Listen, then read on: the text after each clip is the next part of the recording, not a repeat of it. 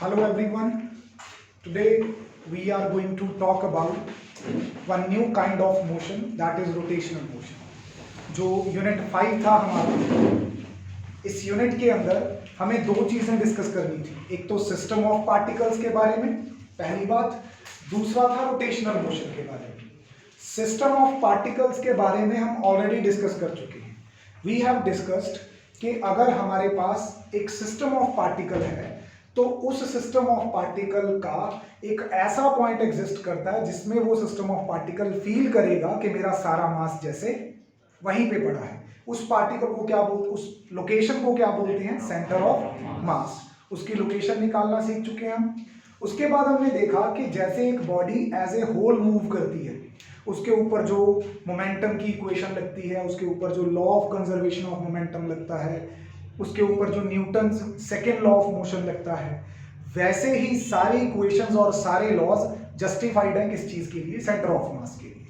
तो centre of mass जो था अपने आप में एक नया कॉन्सेप्ट था, पर उसके ऊपर फिजिक्स वही लग रही है जो पूरी बॉडी के ऊपर लग रही थी. तो उसका कॉन्सेप्ट वहीं पे खत्म हो जाता है. आज एक नई चीज शुरू करने जा रहे हैं, दैट इज रोटेशनल मोशन. और किस चीज का रोटेशनल मोशन?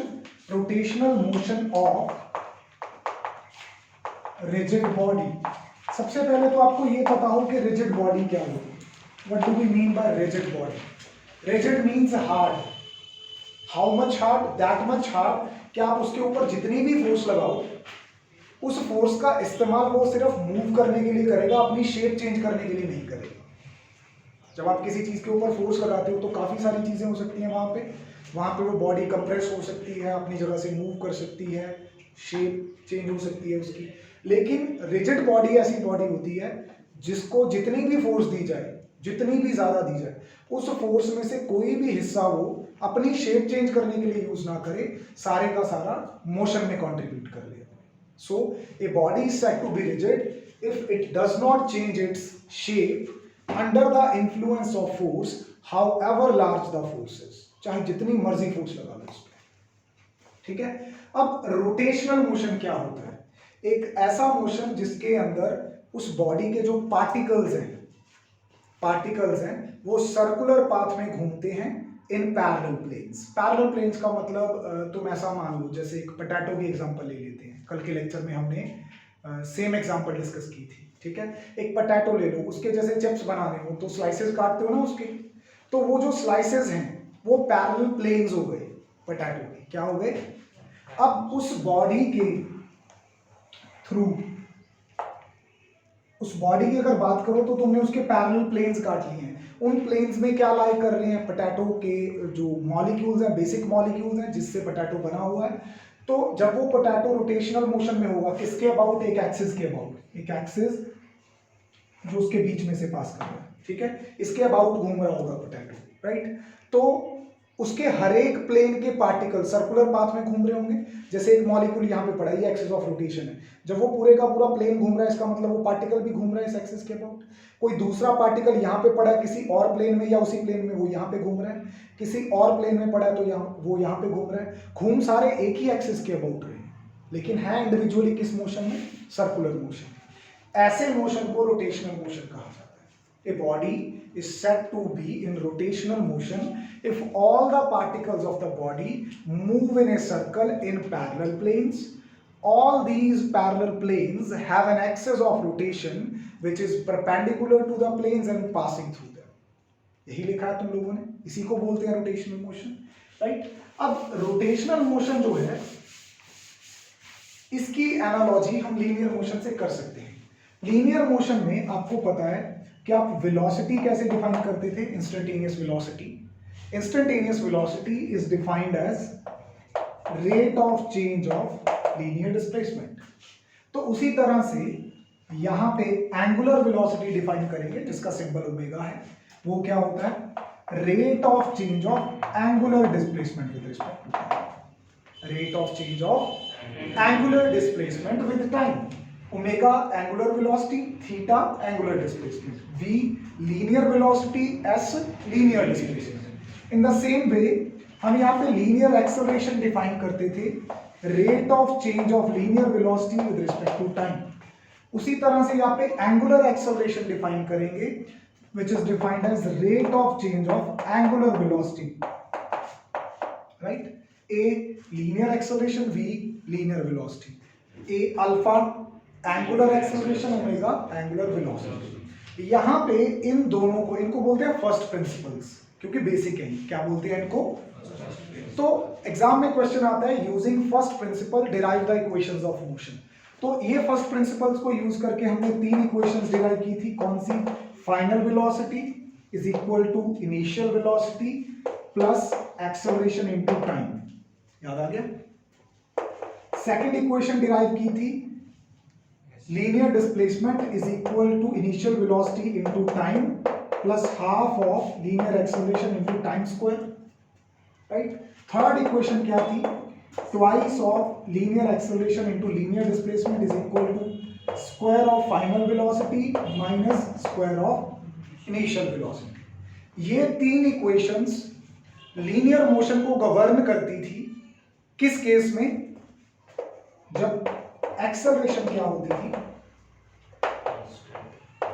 कांस्टेंट होती थी। एक्सेलरेशन कांस्टेंट होती थी, जिसका सीधा सीधा मतलब है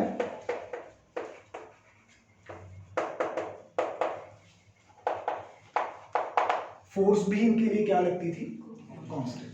मैं कह रहा हूं एक्सेलरेशन कांस्टेंट है, मैंने नहीं कहा कि स्पीड कांस्टेंट है या वेलोसिटी कांस्टेंट है। एक्सेलरेशन कांस्टेंट होने का मतलब समझते हो कि अगर एक सेकंड में 2 मीटर पर सेकंड वेलोसिटी बढ़ रही है तो अगले एक सेकंड में भी 2 मीटर पर सेकंड ही बढ़ेगी, अगले एक सेकंड में भी 2 मीटर ही बढ़ेगी। ऐसा नहीं होगा कि कभी 2 बढ़ रही है, कभी 4 बढ़ रही है, कभी 5 बढ़ रही है। वो अनइक्वल एक्सेलरेशन होगी, वेरिएबल एक्सेलरेशन। हम किसकी बात कर रहे हैं? एक्सेलरेट हो रही है बॉडी, उसकी स्पीड लगातार बढ़ रही है इक्वल अमाउंट से या लगातार घट रही है, पर एक जितनी अमाउंट से बढ़ रही है या एक जितनी अमाउंट से। जैसे 12:01 पे देखा तो बॉडी की स्पीड 2 थी, 2 सेकंड पे देखा तो 4 थी, 3 सेकंड पे देखा तो 6 थी। हर बार कितना चेंज आ रहा है? 2 2 2 2। उल्टा घट भी सकती है, 1 सेकंड पे देखा तो 6 थी, 2 पे देखा तो 4 लगी, 3 पे देखा तो 2 हो गई। लेकिन घटना या बढ़ना इक्वल अमाउंट है। Velocity is changing but changing equally in equal intervals of time. Okay, इस बात का ध्यान रखें। तो जैसे तीन इक्वेशंस यहां पे होती हैं लीनियर मोशन में, क्या हमारे पास रोटेशनल मोशन में भी ऐसी इक्वेशंस होती हैं?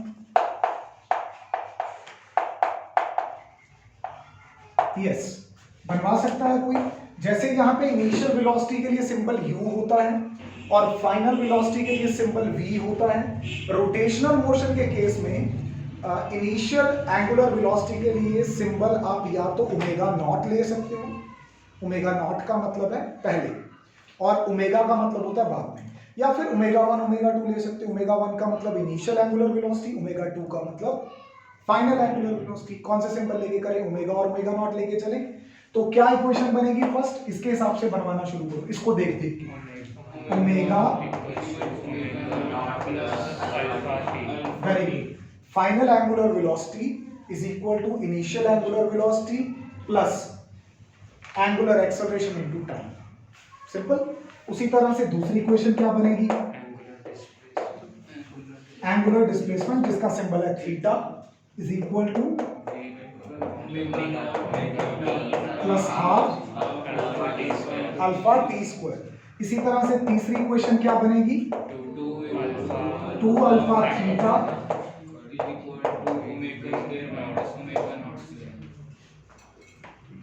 बनती है एनालॉजी। तो अब ये जो इक्वेशंस हैं इनके प्रूफ करने हैं, that's the question.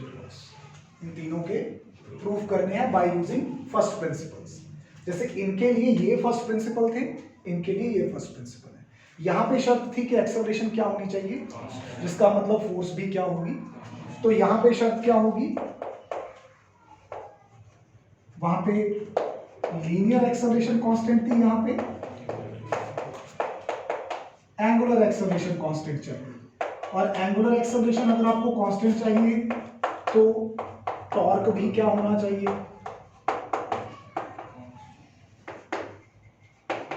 Linear motion के केस में फोर्स होती है, यहां पे रोटेशनल मोशन में फोर्स क्या पैदा कर देता है? टॉर्क। वही टॉर्क चीज़ों को चला रहा है। यानी कि जब आप गेट को खोलते या बंद करते हो या गाड़ी को घुमाते हो तो आप एक्चुअली वहां पे फोर्स लगा के क्या प्रोड्यूस कर रहे होते हो, टॉर्क। ध्यान रखना इस बात का। चलिए प्रूफ करते हैं इनके। पहली इक्वेशन का प्रूफ देखते हैं। क्या प्रूफ करना है हमें? Final angular velocity is equal to initial angular velocity plus alpha into T. अब इंग्रेडिएंट आपके पास दो है, इनको ही यूज करके शुरू करना है। तो हमें ओमेगा चाहिए, अल्फा चाहिए और टी चाहिए, थीटा तो नहीं चाहिए ना इसमें। तो इट इज वेरी क्लियर कि आप फर्स्ट यूज करोगे या सेकंड? सेकंड यूज करेंगे क्योंकि उसमें तो थीटा है, हमें थीटा नहीं चाहिए, इसमें थीटा नहीं है, तो इससे काम चलाएंगे। तो यूजिंग या defining angular acceleration which is this, dt को इधर ले आइए, D omega is equal to alpha dt आ जाएगा। इसको कैसे पढ़ोगे? डी ओमेगा का मतलब change in angular velocity, alpha constant angular acceleration है, dt क्या है? चेंज इन टाइम या टाइम इंटरवल। तो हम मान लेते हैं कि शुरू में टाइम जब मैंने देखना शुरू किया किसी बॉडी को, अब वो बॉडी मैं यहाँ पे पंखा ले लेता हूँ, it is an rotational motion, ठीक है। जब मैंने इसको देखना शुरू करना था तब मेरी स्टॉप वॉच पे टाइम 0 था और इसके पास ऑलरेडी कोई ना कोई एंगुलर वेलोसिटी थी। कितनी एंगुलर वेलोसिटी थी? ओमेगा नॉट, ठीक है। फिर मैं इसको देखता रहा कितने सेकंड्स के लिए? t सेकंड्स के लिए, पता नहीं है कितने थे। तो उसके बाद क्योंकि ये एक्सेलरेशन में था तो इसकी जो एंगुलर वेलोसिटी है वो अब कितनी हो चुकी थी? वो ओमेगा हो चुकी थी, ठीक है। बढ़ गई थी कि घट गई थी ये नहीं मुझे पता। मुझे नहीं पता कि मैंने इस पंखे को तेज होते देखा या स्लो होते देखा है, बस मुझे इतना पता कि एक्सेलरेट कर रहा था, मतलब इसके रोटेशंस पर मिनट चेंज कर रहे थे, ठीक है। तो अब टोटल वेलोसिटी का चेंज कितना आया टोटल टाइम में वो देखने के लिए इसकी क्या कर देंगे? इंटीग्रेशन। इधर किसकी इंटीग्रेशन होगी? डी ओमेगा की। अल्फा तो कांस्टेंट है, अल्फा तो ऑलरेडी बाहर लिख दूं मैं, let's not waste the time. इधर इंटीग्रेशन किधर किसकी होगी? टाइम की। अच्छा, यहाँ पे लिमिट्स किसकी आएंगी? एंगुलर वेलोसिटी की, क्योंकि चेंज इन एंगुलर वेलोसिटी की इंटीग्रेशन कर रहे हो तुम। शुरू में कितनी थी? ओमेगा नॉट, तो वो लोअर लिमिट बन गई, अपर लिमिट। टाइम की लोअर लिमिट क्या थी और अपर लिमिट? डी ओमेगा की इंटीग्रेशन क्या होती है? ओमेगा, लोअर लिमिट है ओमेगा नॉट, अपर लिमिट है ओमेगा। अच्छा, अल्फा एज इट इज आ जाएगा। dt की इंटीग्रेशन क्या होती है? t, लिमिट्स कहां से कहां तक हैं? 0 to t। ये वेरिएबल होता है अंदर, ये लोअर लिमिट होती है, ये अपर लिमिट होती है। पहले वेरिएबल की जगह कौन आता है? Upper limit. वेरिएबल की जगह पे कौन? तो वेरिएबल भी ओमेगा, अपर लिमिट भी ओमेगा, यानी कि ओमेगा की जगह पे ओमेगा आएगा माइनस। फिर वेरिएबल की जगह लोअर लिमिट, वेरिएबल कौन है? और लोअर लिमिट कौन है? वेरिएबल कौन है? अपर लिमिट कौन है? तो t की जगह पे वेरिएबल की जगह पे लोअर लिमिट, तो ये बन जाएगा। अच्छा, omega minus omega naught is equal to alpha T, because t minus 0 is only t। इस ओमेगा नॉट को उस तरफ ले जाऊं तो प्लस का हो जाएगा, तो एक काम करता हूं, बस यहाँ इज इक्वल टू लगा देता हूँ, यहाँ प्लस लगा देता हूँ। यही प्रूव करना था हमें। Yes sir. Final angular velocity is equal to initial angular velocity plus alpha times T. First equation हो गई। अभी मैं जो आगे डिराइव करूंगा मैं थोड़े से यहाँ पे शॉर्टकट लूंगा, ध्यान से देख लो। डी ओमेगा की इंटीग्रेशन लास्ट पे ओमेगा ही बचती है, ठीक है। अपर माइनस लोअर वो कर लेते हैं हम अपने आप, दिमाग में करेंगे, एक दो स्टेप आगे मिस करके चलेंगे।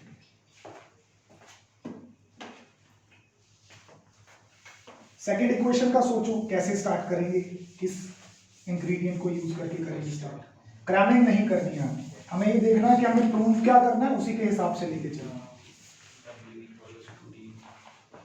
The second thing to be proven is theta is equal to omega naught t, ठीक है। तो यहां पे थीटा चाहिए, ऑफ कोर्स फर्स्ट इक्वेशन लेके चलेंगे आप, defining angular velocity D theta by D T, इधर ले आइए इसको, तो डी थीटा किसके बराबर हो जाएगा, ओमेगा डी टी के। अब क्या करते हैं, ये ओमेगा फाइनल एंगुलर वेलोसिटी है, इसको in terms of initial values put करते हैं। तो ओमेगा को अगर मैं फर्स्ट इक्वेशन से पुट करूं, ये किसके बराबर है, फर्स्ट इक्वेशन से किसके बराबर है, omega naught plus alpha T. First equation से साथ में क्या आ गया, इधर क्या चेंज कर रहा है, एंगुलर डिस्प्लेसमेंट, इधर क्या चेंज कर रहा है। तो जब मैंने शुरू में पंखे को देखा तो with respect to my reference line इसने कोई एंगल नहीं बनाया था, उसका मतलब शुरू में इसकी जो एंगुलर डिस्प्लेसमेंट है वो क्या थी। अब t सेकंड बीतने के बाद ये अपनी जगह से कुछ तो आगे बढ़ा होगा, कुछ तो एंगल स्वीप किया ना इसने, कुछ तो एंगल बनाया यहाँ पे, लेट्स से वो कितना था, थीटा। टी टाइम के बाद डिस्प्लेसमेंट कितनी हो चुकी थी। तो अब ये लिमिट्स यूज करके अगर आपको टोटल डिस्प्लेसमेंट देखनी है, इसको क्या कर दो, इंटीग्रेट कर दो। डी थीटा की इंटीग्रेशन, लिमिट कहां से कहां, 0 टू, शुरू वाली लिमिट पहले, बाद वाली लिमिट बाद में, ठीक है। इधर इन दोनों की एक्सेलरेशन होगी। अच्छा कितनी टर्म्स है, 2 टर्म्स है, बाहर कौन पड़ा है, तो वो हर एक टर्म के साथ आएगा। दो तरीके हैं इसको सॉल्व करने के, या तो इंटीग्रेशन भी दोनों के ऊपर अलग अलग अप्लाई कर दो, या दोनों की इंटीग्रेशन इकट्ठी कर दो, पर अभी तुम्हें इकट्ठी इंटीग्रेशन करनी नहीं आती होगी, हालांकि है बहुत सिंपल। चलो तो मैं सेपरेट ले लेता हूं, ओमेगा नॉट डी टी पहली ब्रैकेट में, ठीक है, plus alpha T D T, sorry bracket बोल गया, दूसरी इंटीग्रेशन में, ठीक है। अब यहाँ पे कौन है, डी टी, तो टाइम की ही लिमिट्स आएंगी 0 टू, बोलो ये स्टेप नहीं समझ में आया। तुमने एक फॉर्मूला किया था इंटीग्रेशन में कि अगर जिस चीज को इंटीग्रेट करना है, अगर उसमें तुम्हारी 2-3 टर्म्स हो तो इंटीग्रेशन सबके साथ सेपरेट हो जाती होती है। अरे सिंपली एक्सपैंड करने वाला तरीका। तो मैंने यहाँ पे एक्सपैंड ही किया इंटीग्रेशन को, और क्या किया, जैसे तुम ब्रैकेट ओपन करते हो 10th तक वैसे ही किया। वैसे तो इस पूरी चीज के ऊपर इंटीग्रेशन आनी थी, इस तरह से आनी थी। टर्म्स कितनी है, 2, तो मैंने अलग अलग कर दिया बस, क्योंकि तुम्हें इकट्ठा करना नहीं आएगा, राइट। यहाँ भी क्या चेंज हो रहा है, टाइम, तो लिमिट्स किसकी आ जाएंगी, टाइम की, 0 टू। अच्छा अब दिमाग में कर दो इसको, डी थीटा की इंटीग्रेशन, पहले अपर लिमिट थीटा माइनस फिर lower limit, what is theta minus 0, आसान हो गया, 2 स्टेप्स बचा लिए तुम लोग। अच्छा ओमेगा नॉट क्या है, कांस्टेंट। शुरू में मैंने आके जब पंखे को देखा, इसकी जितनी वेलोसिटी थी वो थी, उसका मैं कुछ नहीं कर सकता, ठीक है। तो पीछे क्या बचेगा इंटीग्रेशन में, सिर्फ dt की इंटीग्रेशन क्या होती है, जिसको नहीं पकड़ में आएगा स्टेप बता देना मेरे को हैंड रेज करके। ओमेगा नॉट बाहर आ गया, अगले स्टेप में dt की इंटीग्रेशन क्या होगी, t की लिमिट्स पुट करोगे, t माइनस क्या बचेगा, कितने स्टेप सेव कर लिए तुम लोगों ने, 2 स्टेप्स, पर पहले सीखा उस कॉन्सेप्ट को, सीधा नहीं भागी शॉर्टकट में, ठीक है। प्लस अभी इधर ध्यान से देख लो, अल्फा कांस्टेंट एक्सेलरेशन है, बाहर आएगी, अल्फा बाहर आ जाएगा, अंदर क्या बचेगा, t raise to power 1 dt बचेगा। अब इसके ऊपर क्या लगाएंगे, फॉर्मूला लगाएंगे, कौन सा, वो अपना जो था x raise to power n dx का, x raise to power n plus 1 upon, यही होता था। तो यहाँ पे देखो x की जगह पे t है, n की जगह पे 1 है, dx की जगह पे dt है, तो इज इक्वल टू में क्या आ जाना चाहिए, x की जगह पे t और n की जगह पे 1। So t raise to power 1 plus 1 कितना हो गया, अपॉन 1 प्लस 1 कितना हो गया। तो अल्टीमेटली यहाँ पे मुझे t²/2 लिखना चाहिए विद द लिमिट्स। अच्छा अब अपर लिमिट भरूंगा t²/2 माइनस लोअर लिमिट भरूंगा 0²/2, 0²/2 विल फेच यू नथिंग, तो सिर्फ क्या रह जाएगा, t²/2। जरा देखना यही रिजल्ट नहीं बच गया तुम्हारे पास, थोड़ा ठीक करके लिखना है तो omega naught T plus half alpha, यही प्रूव करना। तुमने कॉपी में तो चलो एक्सप्लेन्ड वे से लिखा है, एग्जाम में लिख सकते हो। मैं नहीं कह रहा कि शॉर्टकट मारो, मैं कह रहा हूं एक आध स्टेप अगर बच सकता है तो पेपर को ब्रीफ में रखने की कोशिश करो, ठीक है। सेकंड इक्वेशन क्लियर है। थर्ड इक्वेशन पे चलते हैं।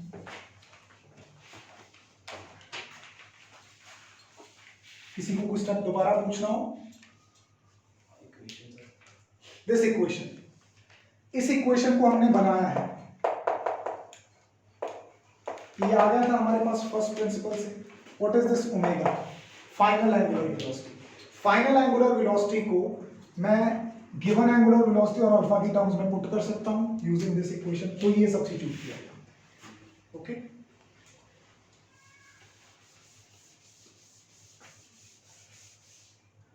थर्ड इक्वेशन क्या है हमारे पास? 2 alpha theta is equal to omega square minus omega naught square. पहली बात तो इसमें ओमेगा ओमेगा नॉट दोनों है, अल्फा भी है थीटा भी है, टाइम नहीं है। This equation does not contain time, right. तो इसकी जो बिगनिंग है वो आप दोनों में से किसी भी चीज से कर सकते हो, थोड़ा दिमाग से काम लेना होगा। चलो मैं फर्स्ट लेके ये शुरू करता हूँ इसको, omega is equal to D theta by D. पर जैसे ही मैंने इसको यूज करके शुरू करने की कोशिश की, मैंने एक चीज दिखी यहाँ पे। सबसे पहली चीज, it does not contain alpha, नहीं है अल्फा इसमें। अगर इसमें अल्फा नहीं है तो मेरे आंसर में अल्फा कहां से आएगा? पहला सवाल खड़ा हो। दूसरा, it contains time but my answer does not contain time. तो एक चीज मिसिंग है, एक चीज फालतू है। कौन मिसिंग है? अल्फा मिसिंग है, फालतू कौन है? टाइम। तो एक काम करते हैं,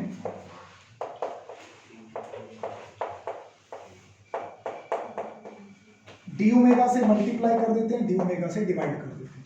कल मैंने उल्टा किया था, कल मैंने यहां से शुरुआत की थी और डी थीटा से मल्टीप्लाई किया था।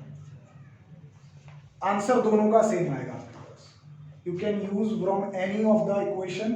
कल मैंने इसको लेके स्टार्ट किया था, अल्फा वाले को डी थीटा से मल्टीप्लाई डिवाइड किया था। आज मैं फर्स्ट से शुरू कर रहा हूं तो डी ओमेगा से। उसके पीछे मकसद है, रीअरेंज कर सकते हैं कि डिनोमिनेटर एक्सचेंज कर दो, या एक काम करो, इस डी ओमेगा को तो उठा के इधर ही ले आओ इसके पास, तो क्या हो जाएगा? Omega D omega is equal to, इसको पता है क्या बोलते हैं? ऐसे डी ओमेगा को इधर लाने को, इसको वेरिएबल सेपरेशन बोलते हैं। क्या बोलते हैं? एक जैसे वेरिएबल्स एक जगह पे कर दो इक्वेशन के, तो ओमेगा और डी ओमेगा को एक तरफ कर दिया। अच्छा, इधर क्या होगा? D omega by D T into D theta हो जाएगा। मानते हो sir? What is D omega by D T? Alpha. तो इसकी जगह पे अल्फा आ गया, डी थीटा वैसी बात। अब इस इक्वेशन को ध्यान से देखो, टाइम चला गया, अल्फा आ गया। यही तुम्हारी रिक्वायरमेंट्स थी। टाइम को खत्म करना था, अल्फा को इंट्रोड्यूस करना था, या अल्फा वाली इक्वेशन लेके चल पड़ते, फिर टाइम को खत्म करना था और थीटा इंट्रोड्यूस करना था। जो चीज इंट्रोड्यूस करनी होती है उसी से मल्टीप्लाई डिवाइड कर दो, सिंपल कॉन्सेप्ट। तो अब टोटल निकालने के लिए इसको क्या करेंगे? इंटीग्रेट करोगे। इंटीग्रेट करोगे तो तुम्हें लिमिट्स चाहिए होंगी। इस तरफ किसकी लिमिट चाहिए होंगी? एंगुलर वेलोसिटी की। शुरू में एंगुलर वेलोसिटी कितनी थी? Omega naught. बाद में एंगुलर वेलोसिटी कितनी थी? ओमेगा। इधर किसकी लिमिट्स चाहिए? एंगुलर डिस्प्लेसमेंट की। शुरू में एंगुलर डिस्प्लेसमेंट कितनी थी? 0 और बाद में कितनी होगी? थीटा। इधर omega raise to power 1 D omega. कौन सा फॉर्मूला लगाओगे? वही फॉर्मूला। क्या बन जाएगा? Omega square by 2 where the limits are from is equal to, alpha constant है, बाहर आ जाएगा। ओमेगा कांस्टेंट नहीं था इसलिए उसकी इंटीग्रेशन हुई। डी थीटा की इंटीग्रेशन क्या होगी? थीटा, और लिमिट 0 टू थीटा है तो क्या बचेगा? देखो फर्स्ट इक्वेशन में तुमने ध्यान से सीखा, आगे तुम्हारी वो है, कोई लिमिट्स पुट वगैरह करके दिखाने की जरूरत नहीं। अच्छा, ये कौन है? Variable omega. इसकी जगह अपर लिमिट आएगी तो क्या रहेगा? ओमेगा स्क्वायर बाय 2 ही रहेगा। फिर लोअर लिमिट आएगी तो क्या बनेगा? ये इनकी equal become omega square by 2 minus omega naught square by 2 is equal to alpha theta. दोनों का डिनोमिनेटर सेम है, इसको उधर ले जाओ, ultimately you will get the result omega square minus omega naught square is equal to 2 alpha theta. यही तुम्हें prove करना है। कल एग्जैक्टली इसका उल्टा किया था तो लिमिट्स भी डिफरेंट आई थी। तो अपना दिमाग जो है उसको इस वजह से चलाओ कि एग्जाम में तुम्हें ऐसा भी ना सोचना पड़े कि मुझे कहाँ से शुरू करना है। आपको पता है कि आप कहीं से भी शुरू कर लो, you will reach to this result. Clear? ये तीनों इक्वेशंस ऑफ मोशन थी। अब इन तीनों इक्वेशंस ऑफ मोशन को यूज करके हम अपनी असाइनमेंट करें। निकाल लीजिए। अच्छा, थोड़ी सी एक्स्ट्रा चीजें मैं यहाँ पे बता देना चाहता हूँ, क्योंकि कई बार जब न्यूमेरिकल करने बैठते हैं तो याद में नहीं आती है। दोबारा से बता दो मेरे को, थीटा क्या है? Angular displacement. ओमेगा क्या है? Angular velocity. और अल्फा क्या है? Angular acceleration. थीटा की ऐसा यूनिट क्या है? एंगुलर डिस्प्लेसमेंट की ऐसा यूनिट क्या है? रेडियन। मैंने ऐसा यूनिट पूछी है। और एंगुलर वेलोसिटी की? रेडियन पर सेकंड। रेडियन पर सेकंड। और एंगुलर एक्सेलरेशन की? रेडियन पर सेकंड स्क्वायर। अच्छा, इसमें एक कॉन्सेप्ट और यूज होगा जो कि तुम्हारा मोशन इन अ प्लेन से है, उसको भी मैं लिख देता हूँ फिलहाल, वी डोंट नीड इट। वो फॉर्मूला क्या है?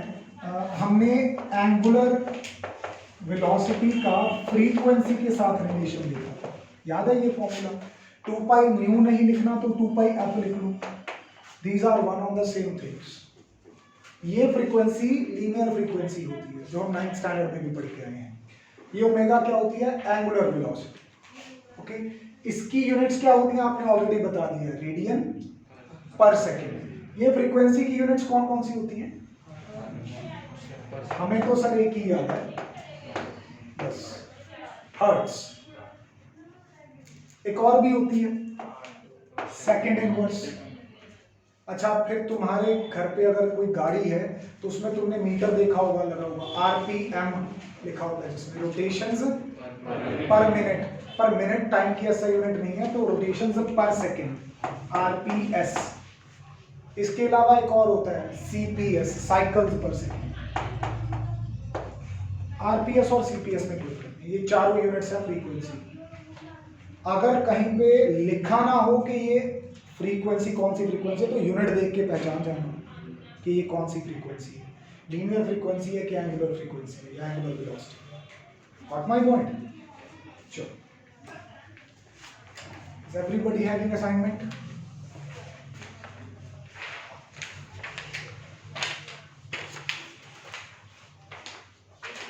चलो, द फर्स्ट क्वेश्चन इज, थोड़ा जल्दी करेंगे, गिवन लिखवाएंगे आप।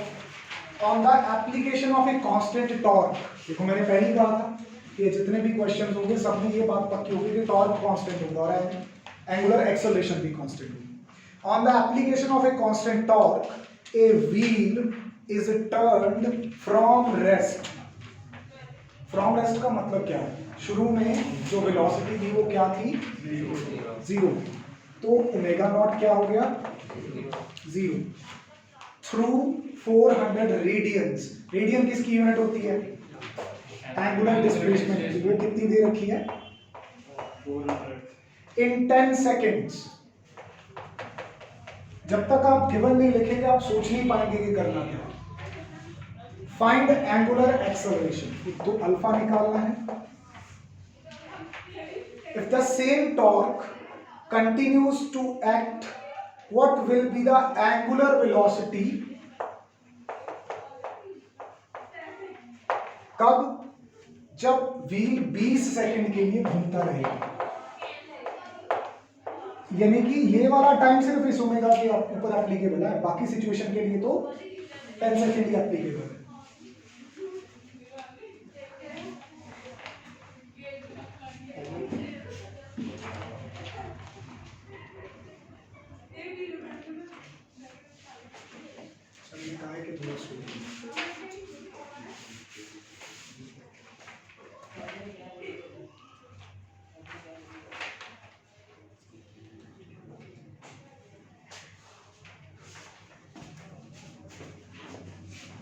तो we have to calculate alpha. अब अल्फा तीनों इक्वेशंस में है, कौन सी इक्वेशन लगाएंगे? बाकी गिवन के हिसाब से लगाएंगे। सेकंड लग सकती है, क्यों? थीटा पता है, ओमेगा नॉट पता है, टी पता है, सिर्फ अल्फा निकालना है। लगाओ सेकंड इक्वेशन, यहां पे लिखो यूजिंग। सही तरीके से चलोगे तो न्यूमेरिकल सीख जाओगे, जो कि तुम्हें आज तक लगता है कि तुम कभी बने नहीं न्यूमेरिकल्स के लिए। When I was your age, I used to think this कि मैं पूरी साइंस पढ़ लूंगा पर मेरे से न्यूमेरिकल कभी नहीं होंगे। द रीजन इज कि मुझे वो टेक्निक कभी नहीं सिखाई गई, इसको टैकल कैसे करते हैं प्रॉब्लम। द फर्स्ट वे, या मैंने सीखी नहीं, शायद मैं भी तुम्हारे जैसा। The first way is to write the given, then उसके बाद इक्वेशन सोचो, वो लिखो, फिर वैल्यूज लो। कर दिया? कितना आ रहा है? 8 रेडियन पर सेकेंड स्क्वायर। अल्फा कैलकुलेट करना है, ट्राई करो भर के, सभी सॉल्व करेंगे, ऐसा ना हो कि कोई बैठा हो। देन फिर निकालना है ओमेगा जब टाइम कितना हो। अब ओमेगा फर्स्ट इक्वेशन से निकल सकता है या थर्ड इक्वेशन से निकल सकता है? अगर फर्स्ट इक्वेशन से निकालता हूं तो किस किस चीज की जरूरत है? ओमेगा नॉट की, जो कि 0 है, अल्फा की, जो कि मैं निकाल चुका हूं पहले केस में 8, टाइम जो कि मुझे गिवन है 20 सेकंड, ये हो सकता है। सेकंड के हिसाब से अल्फा पता है, थीटा भी पता है 400, ओमेगा निकालना है, ओमेगा नॉट भी पता है। तो first and third both are applicable, जबकि आसान फर्स्ट है क्योंकि लीनियर इक्वेशन है। तो this is my first answer.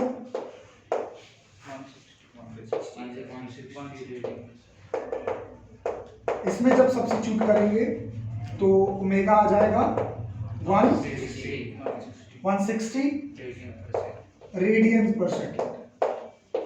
That's the second answer.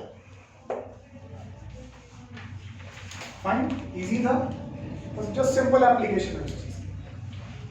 चलिए सेकेंड स्टेटमेंट ध्यान से पढ़ लीजिए।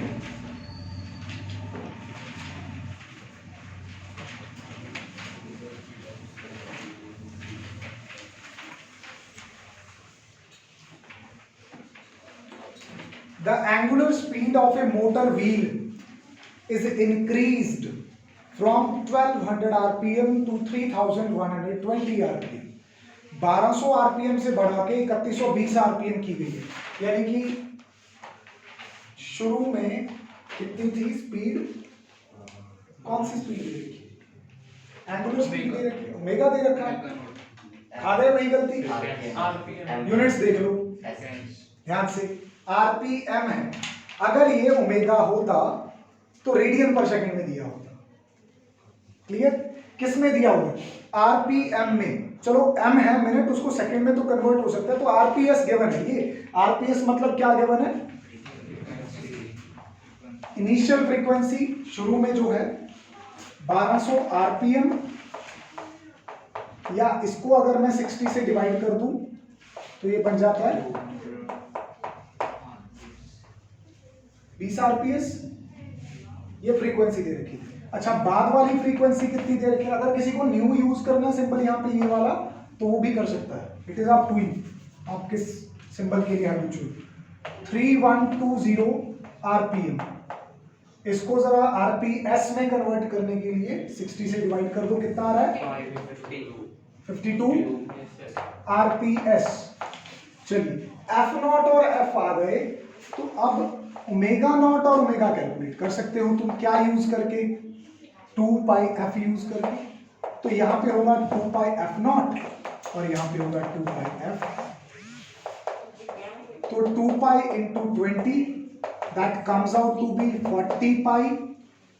या तो यहीं पे छोड़ सकते हो रेडियन पर सेकेंड, या पाई के साथ इसको सॉल्व कर लो, देन टेल द आंसर कितना आता है। और इधर 2 pi into 52, this comes out to be 104 pi radian पर सेकेंड, या फिर इसको तुम कन्वर्ट कर लो जरा, उसमें कितना होता है, राइट। इसके बाद क्या निकालना है?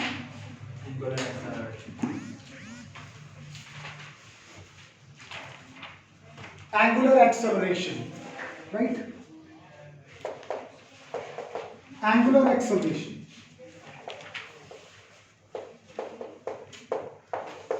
कैसे निकालें एंगुलर एक्सेलरेशन? तीनों इक्वेशंस में है अल्फा। पहली इक्वेशन में अल्फा निकालने के लिए ओमेगा, ओमेगा नॉट, और एक चीज भूल गए हम, टाइम गिवन था ना 16 सेकेंड। ये जो काम हुआ है ना 20 आरपीएस से 52 आरपीएस होने का, इसको 16 सेकेंड लगेंगे। ठीक है, एकदम से थोड़ी कोई चीज तेज हो जाती है, तो टाइम तो लगता है ना उस स्पीड तक पहुंचने के लिए। चलिए, ओमेगा नॉट है, ओमेगा है और टी है, तो फर्स्ट इक्वेशन फिट बैठती है। तो अल्फा का फॉर्मूला फर्स्ट इक्वेशन से बनेगा omega minus omega naught by T, या तुम जो करते करना v minus U by T. उसी तरीके से final angular minus initial angular by time, तो 52 pi minus 20 pi by 16। Finally you are telling me कि आंसर कितना आ रहा है, रेडियंस। अच्छा, एक काम करो, यहाँ भी पाई से मल्टीप्लाई करके इसकी वैल्यू से 3.14 से, इजी है, 3.14 से आसान रहेगा। 12.52, अगर पाई से 3.14 से मल्टीप्लाई करो 12.152 आएगा। हाँ, 14 4s are 56, राइट। हाँ, 4 पाई क्यों आ गई? सॉल्व करो बेटा इसको। 52 पाई में से 20 पाई कितना आ रहा है? 52 पाई में से 20 पाई माइनस करना, 40 and 1 4। यहाँ पे गलती कर गया, इट वाज 1, मैं ये वाला 52 देख गया एक्चुअली।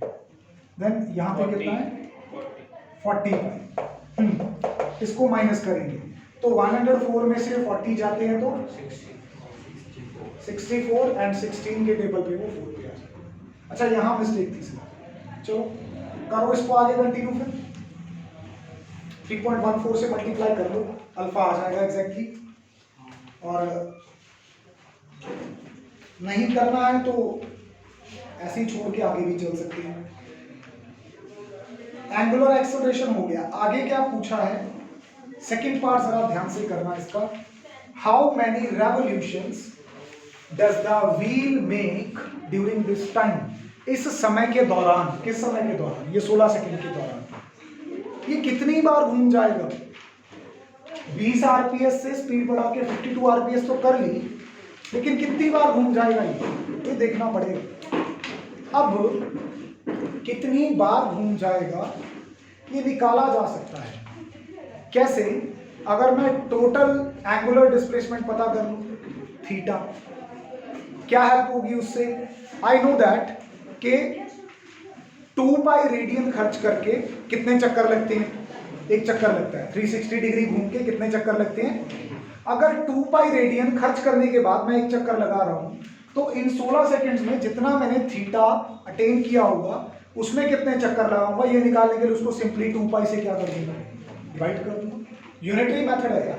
2 पाई में लगता है एक चक्कर, 2 पाई रेडियन में लगता है एक चक्कर, एक रेडियन में लगेगा 1/2 पाई, तो जितना तुम निकालोगे उतने में लगेगा 1/2 पाई इनटू दैट।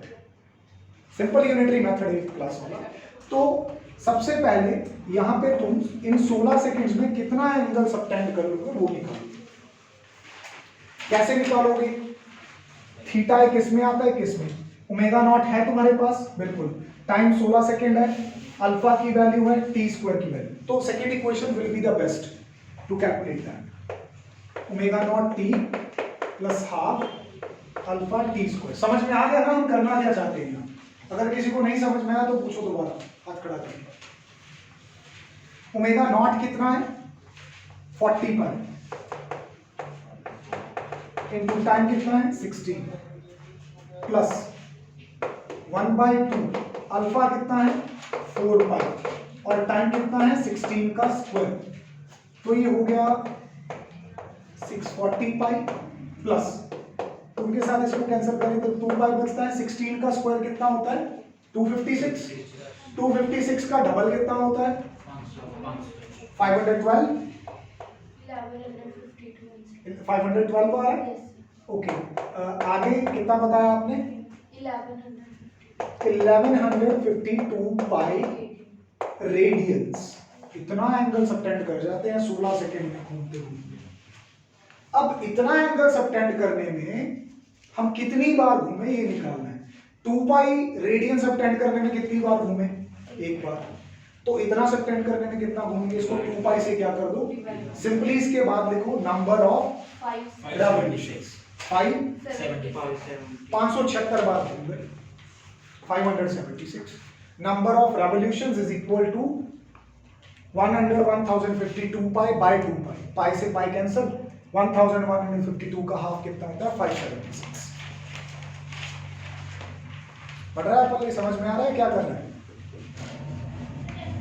अगला न्यूमेरिकल क्या है, ये कुछ लग रहा है ऐसे कि मुश्किल होगा। एक constant torque is acting on a wheel, किसी व्हील के ऊपर कांस्टेंट टॉर्क लग रहा है। If starting from rest the wheel makes n rotations, कितनी बार घुमा है व्हील, n बार, n टाइम्स घुमा है, ठीक है, कितने टाइम में, t सेकेंड्स में। Show that the angular acceleration is given by, उसकी एंगुलर एक्सेलरेशन इतनी है, ये प्रूव करो कितनी है, 4 पाई n बाय t स्क्वायर। तो क्या करेंगे यहां, अच्छा कितनी बार घुमा है, एक बार घूमने से कितनी डिस्प्लेसमेंट होती है, एक बार घूमने से कितनी डिस्प्लेसमेंट होती है, 2 पाई, तो n बार घूमने से कितनी डिस्प्लेसमेंट हो जाएगी, 2n पाई, n इंटू 2 पाई या 2n पाई, और उसको टाइम कितना लग रहा है, मेरे को थीटा पता चलेगा कितना, ठीक है, और चला कहां से है, स्टार्टिंग फ्रॉम, पढ़ो स्टेटमेंट पढ़ो, स्टार्टिंग फ्रॉम, इसका मतलब ओमेगा नॉट क्या है, निकालना क्या है मेरे को, अल्फा, और अल्फा जो निकालना उसमें टी स्क्वायर घूम रहा है, तो टी स्क्वायर देखते ही दिमाग में आया कि सेकंड इक्वेशन लगा देंगे, क्योंकि थीटा पता है, ओमेगा नॉट 0 है, अल्फा निकालना है, बचेगा ही कुछ नहीं, एक स्टेप में आंसर है, करो। Time T theta in n rotations कितना हो जाएगा, 2n पाई, राइट। रेस्ट से स्टार्ट किया था तो ओमेगा नॉट क्या है, ये 3 इंफॉर्मेशन यूज करके सेकंड इक्वेशन लगाओ, आंसर तुम्हारे पास है, आ गया, डन।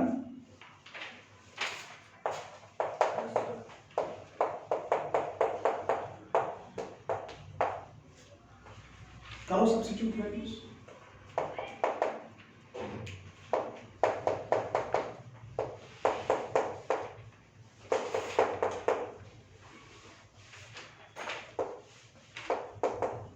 ये ऊपर आएगा तो 4n पाई, अल्फा की वैल्यू निकालनी है तो टी स्क्वायर नीचे, hence prove.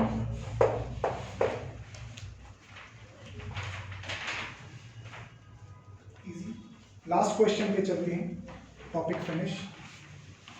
The radius of a wheel of a car is 0.4 metre. कोई कार है जिसके व्हील का रेडियस 0.4 मीटर है।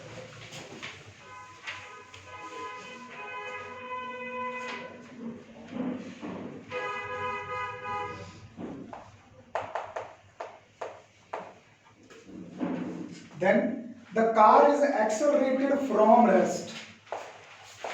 From rest पढ़ते दिमाग में आया कि initial angular velocity 0. By an angular acceleration of, कितनी angular acceleration है, 1.5। अब देखो, एक तो चलो इसने बता ही दिया कि angular acceleration है, या कई बार ये क्या करता है, at the rate of लिख देता है और साथ में 1.5 रेडियन पर सेकंड स्क्वायर लिखेगा, तो एट द रेट देख के तुम समझ नहीं पाते ये चीज क्या है।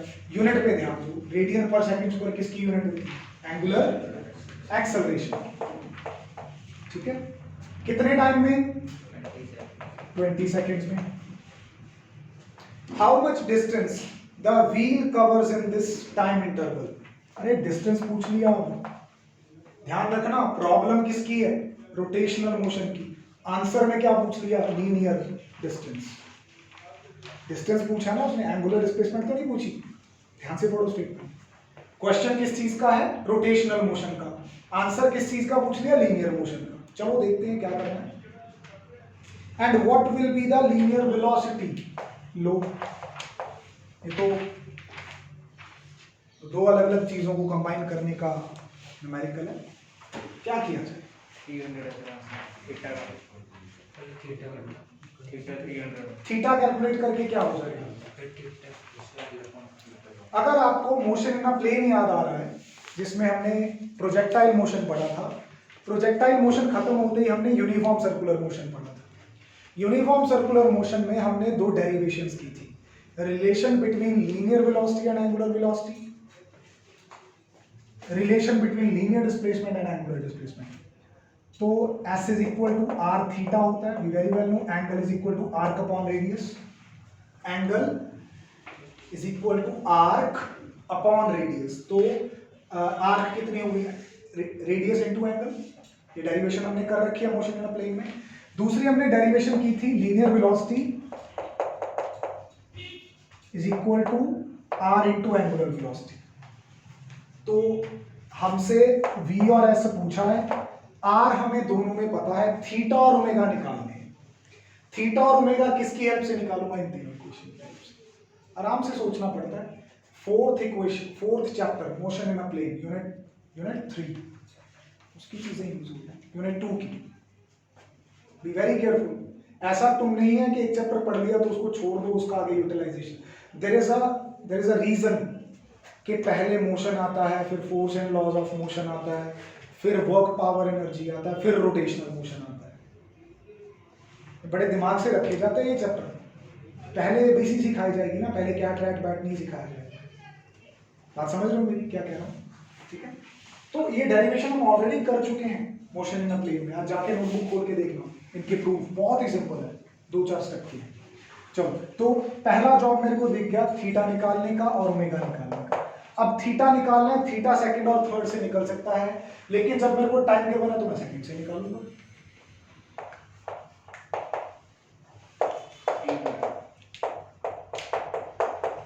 करो सब्स्टिट्यूट वैल्यूज। 300 रेडियंस, पूरा आंसर आ रहा है, बहुत सही है। तो अभी बस s कैलकुलेट कर दो, हो गया। r इंटू r, रेडियस कितना है? 0.1 इंटू 300 कितना आ रहा है? और आंसर किस में आएगा? क्योंकि बाकी सब सिस्टम, बाकी सब चीजें जब SI में है। अच्छा, फिर मेरे को चाहिए ओमेगा। ओमेगा नॉट पता, अल्फा पता है, टी पता है। फर्स्ट इक्वेशन लगा के निकाल दूंगा। Very good. पुट करो 0 plus 1.5 into 20। Are you sure के 30 आ रहा है? 1.5 इंटू 20, हाँ ठीक है, 30 बनेगा। 30 रेडियन पर सेकेंड। यूनिट्स लिखना मत भूलना। नाउ v किसके बराबर होता है? r ओमेगा के। सो 0.4 इंटू 30, 12 मीटर पर second. That's all about rotational motion. एक टॉपिक विद न्यूमेरिकल्स हमारा यहाँ पे खत्म होता है। अगली बार नए टॉपिक के साथ शुरुआत करेंगे।